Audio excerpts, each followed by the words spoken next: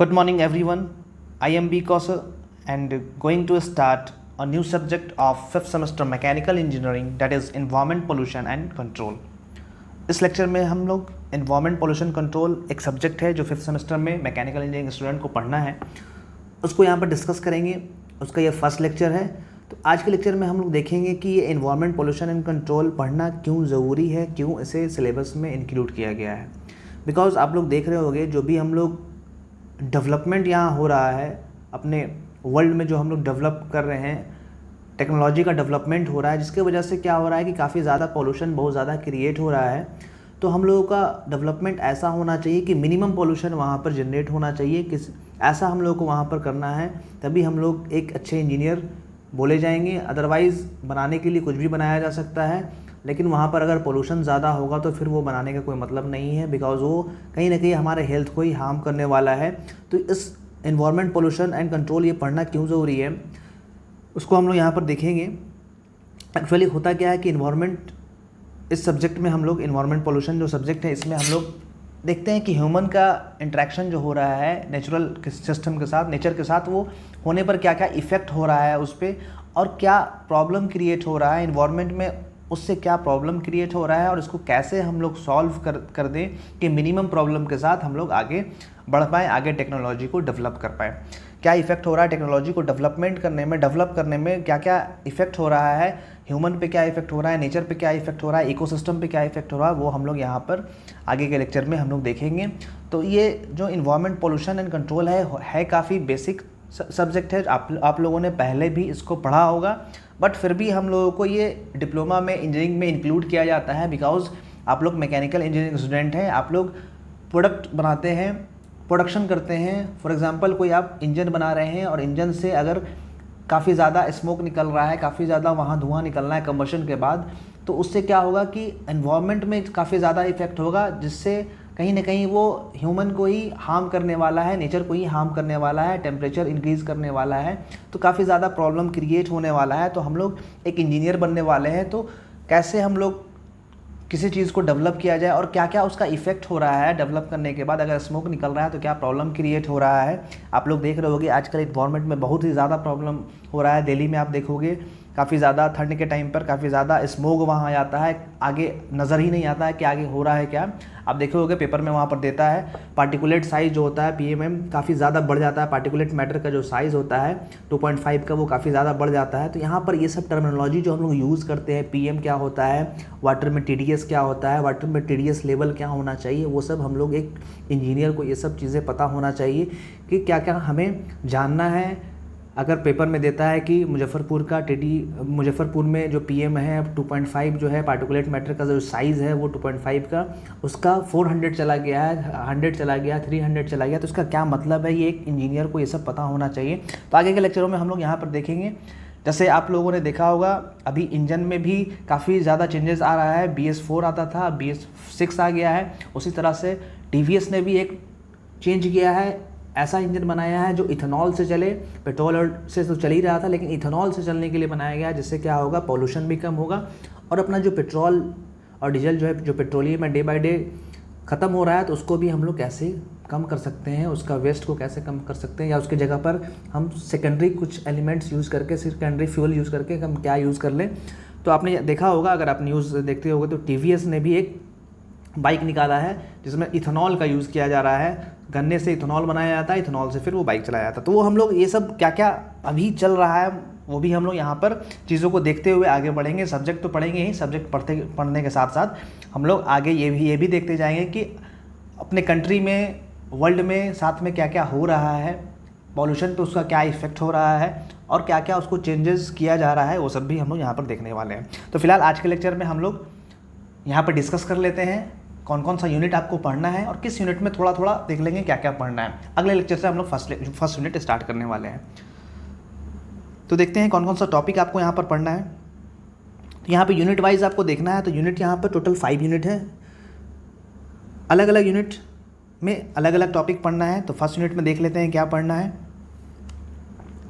First unit में है introduction पढ़ना है, किसका, एनवायरनमेंट का, इकोसिस्टम का और क्लासिफिकेशन उसका पढ़ना है। एनवायरनमेंट क्या होता है, एनवायरनमेंट का क्लासिफिकेशन देख लेंगे वहाँ पर, नेचुरल इन्वायरमेंट होता है, सोशल इन्वायरमेंट होता है, क्या क्या इन्वायरमेंट होता है वो वन बाय वन हम लोग पढ़ेंगे आगे। इकोसिस्टम क्या होता है, इकोसिस्टम का भी टाइप होता है, कौन कौन सा इकोसिस्टम होता है वो भी देख लेंगे हम लोग, क्लासिफिकेशन देखेंगे। फिर कुछ रूल्स बनाए गए हैं, कुछ प्रोटोकॉल बनाए गए हैं, कुछ मीटिंग हुई थी उससे रिलेटेड वर्ल्ड में कुछ प्रोटोकॉल बनाए गए कुछ, तो वो भी हम लोग यहाँ पर देखेंगे। कुछ स्टैंडर्ड वैल्यू दिया गया वो भी हम लोग यहाँ पर देखेंगे। फर्स्ट यूनिट में ये सब आपको पढ़ना है।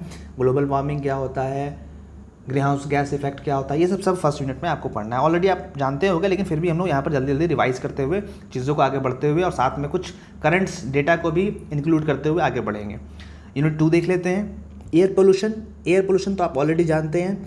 एयर पोल्यूशन का सोर्सेज क्या होता है, कितने टाइप का सोर्स होता है, मोबाइल सोर्स होता है, एरिया सोर्स होता है, लाइन सोर्स होता है। तो यहाँ पर सोर्स के बारे में पढ़ेंगे कि कहाँ से एयर पोल्यूशन जनरेट होता है, उसके सोर्सेज क्या है, क्लासिफिकेशन क्या है उसका, फिर क्या क्या इफेक्ट हो सकता है एयर पोल्यूशन का, हमारे हेल्थ पर क्या इफेक्ट होता है, कंट्री के इकोनॉमी पर क्या इफेक्ट होता है, कोई भी इंडस्ट्री बन रही है तो उसका क्या क्राइटेरिया होना चाहिए, एयर पोल्यूशन वो एयर को इमिट करता है तो क्या क्या उसका क्राइटेरिया होना चाहिए, वहाँ पर कुछ रूल्स बने हुए हैं वो यहाँ पर हम लोग देखेंगे।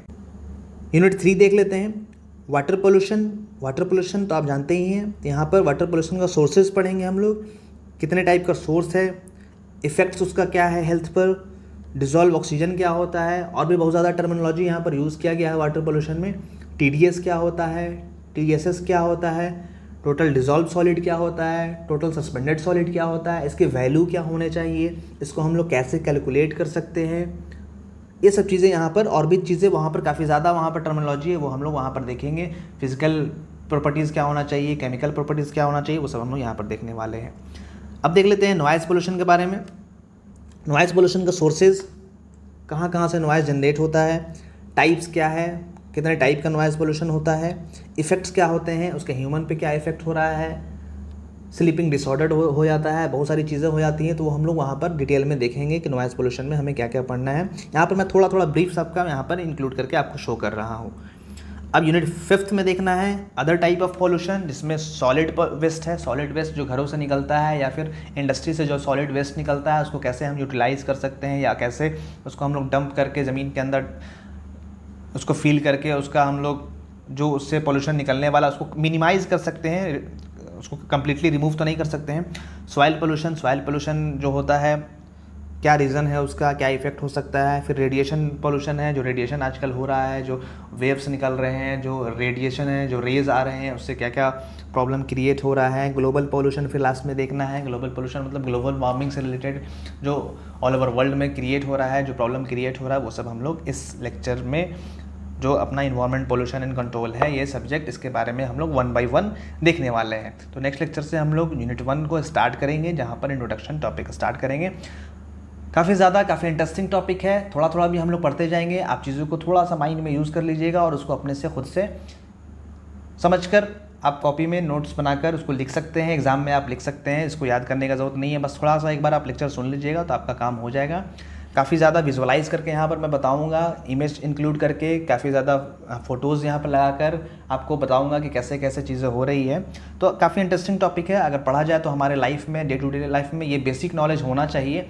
बिकॉज ह्यूमन बीइंग यहाँ पर जो हम लोग यहाँ पर रह रहे हैं, तो टेक्नोलॉजी का कहीं ना कहीं development day to day life में डे बाय डे हो ही रहा है। तो उसको हम लोग कैसे यूज़ किया जाए, कैसे टेक्नोलॉजी को डेवलप किया जाए कि मिनिमम इफेक्ट इन्वायरमेंट पे हो। इफेक्ट तो कहीं ना कहीं होगा ही, लेकिन मिनिमम इफेक्ट के साथ कैसे हम लोग आगे बढ़ सकते हैं वो जानना काफ़ी हमें ज़रूरी है। और डे टू डे लाइफ में क्या क्या डेवलपमेंट हो रहा है अपने कंट्री में, क्या क्या नई चीज़ें आ रही हैं, पोल्यूशन को कम करने के लिए कौन कौन सा इंजन बनाया गया है, क्या क्या स्टेप्स गवर्नमेंट के थ्रू उठाए जा रहे हैं, स्ट्रिक्ट एक्शन लिए जा रहे हैं, वो सब हम लोग यहाँ पर देखने वाले हैं। तो 1 by 1 हर एक लेक्चर को आप लोग देखते चलिएगा। अब रही बात बुक्स की, कौन से बुक्स आपको देखने हैं वो यहाँ पर डिस्कस कर लेते हैं। एक बुक आता है textbook of environmental chemistry and pollution control, S Chand का है ये बुक। आई थिंक लाइब्रेरी में अवेलेबल है, बट अभी तो लॉकडाउन है तो आपको ये अवेलेबल नहीं हो पाएगा फ़िलहाल। अगर आप पढ़ना चाहें तो ले सकते हैं, परचेज कर सकते हैं। अदरवाइज़ जब भी लॉकडाउन क्लियर होगा तो आप ले लीजिएगा। मैं तो नोट्स वैसे आपको यूनिट वाइज जैसे यूनिट कंप्लीट होगा आपको नोट्स प्रोवाइड कर दूंगा, तो आपको नोट्स का प्रॉब्लम नहीं होगा। इसलिए अगर आप बुक नहीं भी लेंगे तो काम हो जाएगा। अगर डिटेल आप नॉलेज लेना चाहते हैं तो बुक आप परचेज कर सकते हैं फ़िलहाल। अदरवाइज जब कॉलेज ओपन होगा तो फिर आप बुक इशू करा लीजिएगा। एक और बुक है, सेकेंड बुक है environment for civil services and other competitive exam. ये है आपको DR खुल्लर जी का है, JACS राव जी का है। तो ये काफ़ी स्टैंडर्ड बुक है, ये आपको सिविल सर्विसेज के लिए है, तो इसमें काफ़ी डिटेल में है। तो ये दोनों बुक मैं कंबाइन करके पढ़ाता हूँ, तो जिससे क्या होता है कुछ इसमें फर्स्ट वाले में नहीं है तो सेकंड में मिल जाता है, कुछ सेकंड में नहीं है तो फर्स्ट वाले में मिल जाता है। तो इन दोनों बुक को अगर आप किसी एक को लेना चाहते हैं तो आप ले सकते हैं। अगर डिटेल नॉलेज लेना चाहें तो, अगर आपके पास फ्री टाइम है तो आप इन्वायरमेंट का नॉलेज ले सकते हैं, काफ़ी इंपॉर्टेंट चीज़ है आपके लाइफ में। तो ये दोनों बुक आप ले सकते हैं। अदरवाइज़ लाइब्रेरी में फर्स्ट वाला बुक आई थिंक सारे लाइब्रेरी में अवेलेबल होगा, जिस भी कॉलेज का स्टूडेंट होंगे सारे लाइब्रेरी में आपके अवेलेबल होगा ये। तो इससे रिलेटेड इस वीडियो से रिलेटेड जो भी डाउट होगा आप कमेंट में पूछ सकते हैं। वीडियो को देखने के लिए थैंक यू सो मच। और मेरा एक चैनल है, अगर आप यूट्यूब पे देख रहे हैं तो आपको तो पता ही होगा, अदरवाइज़ आप अगर VCS पे देख रहे हैं तो यहाँ पर एक चैनल है जिसका नाम है इंजीनियर सधार। तो वहाँ पर टेलीग्राम एप्लीकेशन में भी वो ग्रुप बना हुआ है इंजीनियर सधार का, आप वहाँ पर भी ज्वाइन करके आप कुछ डाउट होगा तो आप मुझसे पर्सनली चैट कर सकते हैं। या फेसबुक पर पेज है इंजीनियर सधार के नाम पर, वहाँ पर भी आप उसे लाइक करके वहाँ पर भी मैसेज का ऑप्शन दिया हुआ है, आप वहाँ से भी मैसेज कर सकते हैं जो भी डाउट होगा। या फिर आप यूट्यूब पर भी कमेंट कर सकते हैं। यूट्यूब चैनल आप इंजीनियर सधार के नाम से है, वहाँ पर आप सब्सक्राइब कर दीजिए। जो भी लोग VCS पर देख रहे हैं उनके लिए मैं बोल रहा हूँ, जो लोग यूट्यूब पर देख रहे हैं उनको तो पता ही है। तो जो देख रहे हैं वहाँ पर चैनल को सब्सक्राइब कर सकते हैं, इंजीनियर सधार यहाँ पर लिखा हुआ है, वहाँ पर सर्च करके आप सब्सक्राइब कर सकते हैं। वीडियो को देखने के बाद लाइक और शेयर ज़रूर कीजिएगा और चैनल को सब्सक्राइब भी ज़रूर कीजिएगा। Thank you so much.